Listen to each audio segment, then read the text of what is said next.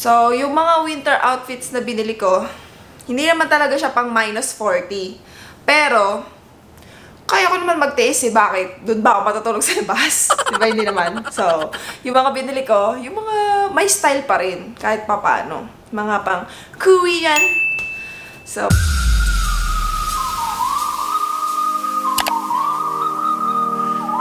ito guys, hindi ko naman binili na sabay-sabay. Syempre, hindi ko gagawin yun.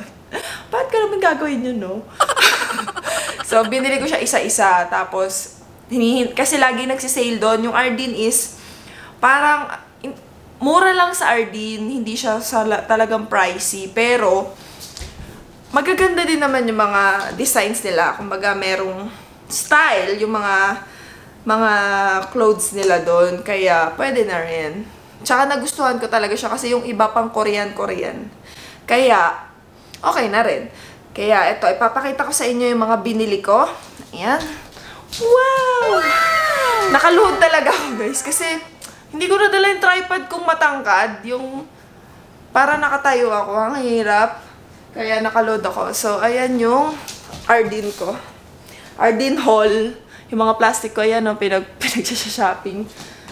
So, nahirapan ako dyan kasi may mga sizes, may mga styles na nasa online lang. Pero yung iba, may iba't ibang lugar na nakakalat siya kung saan-saang stock.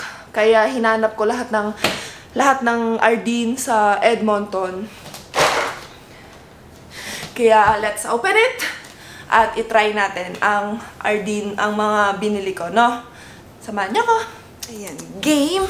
So, doon muna tayo sa mga pangginaw.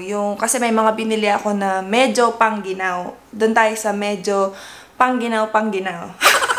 Basta doon sa medyo maginaw ng konti. Or, yung ano ba, pwede kong ilabas-labas na suit. Okay? Game!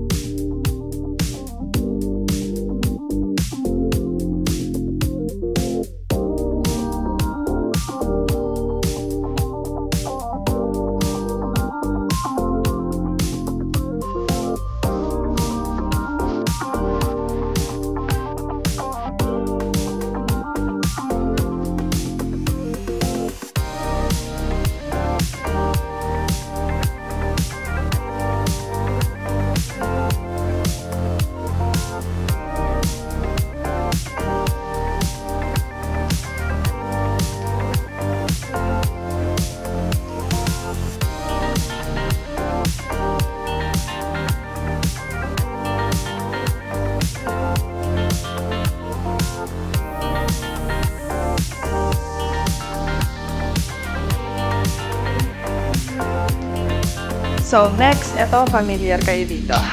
Ha! Bakit natin ito niya ta?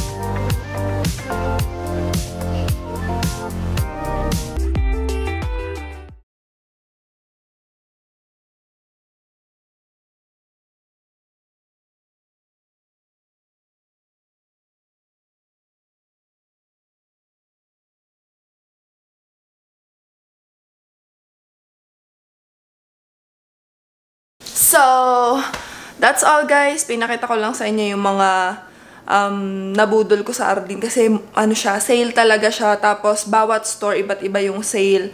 Kaya, grab lang ng grab. Mura lang, as in. As in, mura pa sa load mo.